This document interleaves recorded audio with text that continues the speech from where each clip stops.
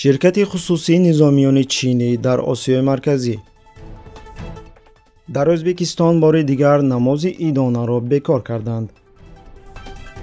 ترکمنستان چین را در ترکستان شرقی دستگیری می‌کند.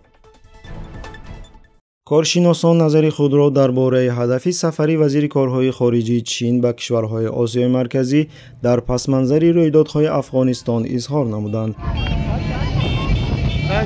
با عقیده آنها جنگیان از شرکت‌های خصوصی نظامیان چینی می‌توانند در تاجیکستان، ازبکستان و ترکمنستان پیدا گردند، می‌نویسد یورازیا تودی.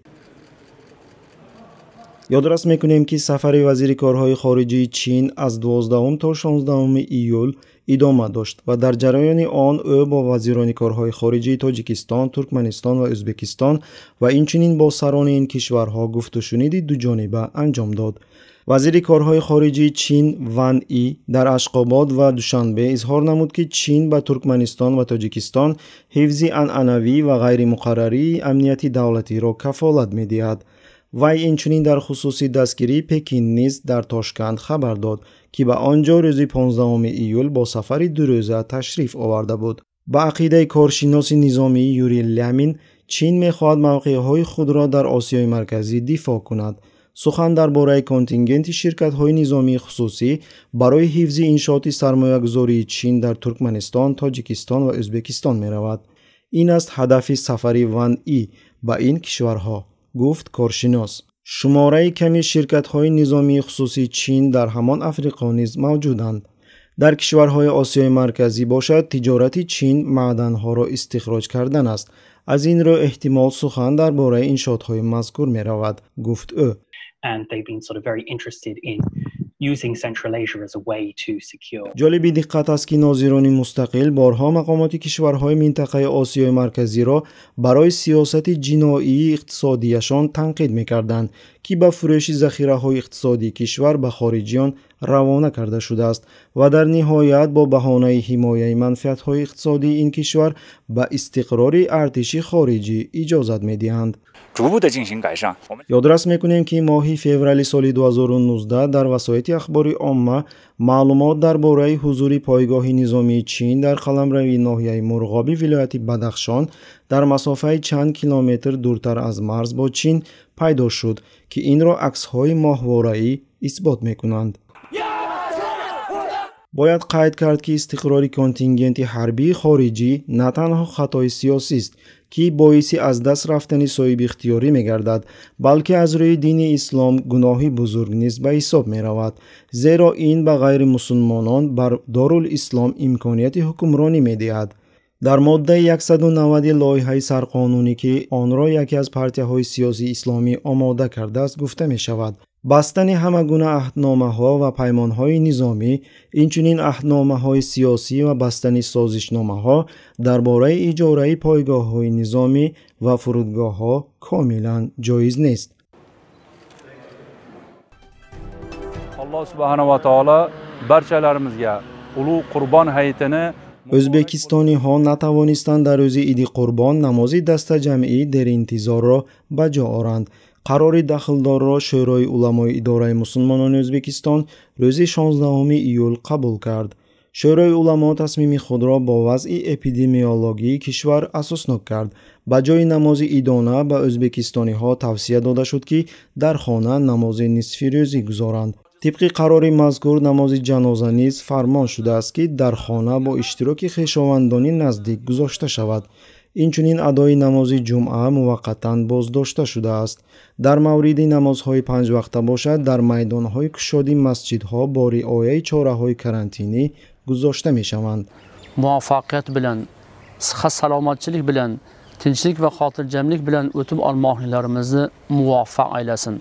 یادداشت می‌کنیم که قبلا درباره برگزاری نماز عیدانه در میدان‌های کشاد با رعایت چاره‌های کرانتینی خبر داده شده بود. Bu yil Qurbon hayitini karantin mezonlaridan kelib chiqib همینطور معاون یکم رئیس اداره مسلمانان ازبکستان حامدجان اشمتبکov چنین اظهار داشت: رئاستی کارهای دین تمام دستورها را برای برگزاری نماز عید قربان در شرایط کرانتینی اجازت می‌دهد. چند هفته است که نماز جمعه در کوچه گذاشته می شود. همین طور برای گذاشتن نماز عیدانه در کوچه شرایط فراهم آورده شده است. البته مسافه نگاه داشته می شود. ما اینچنین از مردم خواهش میکنیم که کودکان خردسال و پیرانسالان را که نماز برای آنها فرض نیست به جای ادا کنی نماز نآیند. Yurtimizda epidemiologik vaziyatni jilovlash, aholi salomatligini har tomonlama himoya qilish uchun یادرس میکنیم که سال دوم است که مقامات ازبکستان ساکنان کشور را از گذاشتن نماز عیدانه در روز عید قربان محروم میکنند.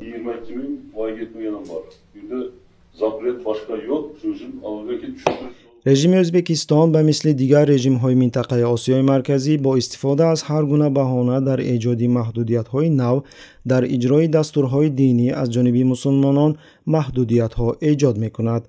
علماهای درباری باشند برخلاف اسلام فتواها برآورده به قرارهای مقامات خود خصوصیت قانونی می‌بخشند. bizdan asosiy talab qilingan narsa hozirgi tilda aytilayotgan karantin holati. ترکستان موقع چین را نسبت مسلمانان ترکستان شرقی دستگیری می‌کند. نماینده ترکمنستان در این باره روز 14 ایول در نشست 47 شورای سازمان ملل متحد عاید به حقوق بشر اظهار داشت. این اظهارات بار دیگر نمایش می‌دهد که کشورهای آسیای مرکزی به چین وابستگی دارند. کشوری که این منطقه را نه تنها از جهت اقتصادی و مالیوی از خود کرده است، بلکه در بعضی جنبه‌های سیاسی در دایره‌های حکمرانی کشورهای آسیای مرکزی برتری دارد. کشورهای آسیای مرکزی یگانه کشورهای مسلمان نشین نیستند که برای دستگیری مستقیما یا غیر مستقیما سیاست حکومت چین را نسبت اهالی مسلمانی ترکستان شرقی اشغال شده زیر تنقید قرار می‌گیرند. Just across your border in western China, the Chinese government has imprisoned more than 1 million. چند پیش سروزیر پاکستان عمران خان در مصاحبه با روزنامه‌نگار آمریکایی جاناتان سوان هنگام پرسش درباره سبب‌های خاموشی او در نسل‌کشی تمیزکنی برای روزه و نماز در ترکستان شرقی پاسخ داد. China has been one of the greatest friends to us in our most difficult times. When we were really struggling, our economy was struggling, China came to our rescue. So بعدتر راهبری پاکستان به مسئله اویغورها برگشت و گفت که او به درستی معلومات درباره شکنجه علیه مسلمانان ترکستان شرقی باوری ندارد. اینچنین نماینده جنبش طالبان معتدل سهیل شاهین اویغورها را جدایی خواهان نامید و چین را دوست خود خواند. در اظهارات به SCMP او اظهار داشت که نمایندگان ما بارها در چین بودند و ما با آنها مناسبتی خوب داریم. چین یک کشور دوست است که اشتراک او را در بازسازی و رشد افغانستان استقبال میکنیم. سهیل اینچنین اطمینان داد که طالبان نمیگذارند جدای خواهان اویغور را که برخی از آنها در افغانستان پناه بردند در آنجا مقیم شوند. ناظران قید میکنند که کشورهای منطقه آسیا مرکزی به مثل افغانستان و پاکستان در مرکز نقشه های چین برای تشکیل راهی نوی ابریشم قرار دارند. چین راهی نوی ابریشم که آن را با اروپا و افریقا میپیوندد نیت دارد توسط آن اشیای خام و ذخیره‌های انرژتیکی را وارد کند و کالاهای خود را صادر کند. از این جهت رژیم‌های خودکامه و فساد زده در این کشورها همکاری با مقامات چین را افضل می‌دانند و به جنایت‌های وحشیانه و نسل‌کشی مسلمانان در ترکستان شرقی چشم می‌پوشند. Any way concerned about the Muslim Uyghurs in Xinjiang? Our discussions with Chinese will always be behind closed doors.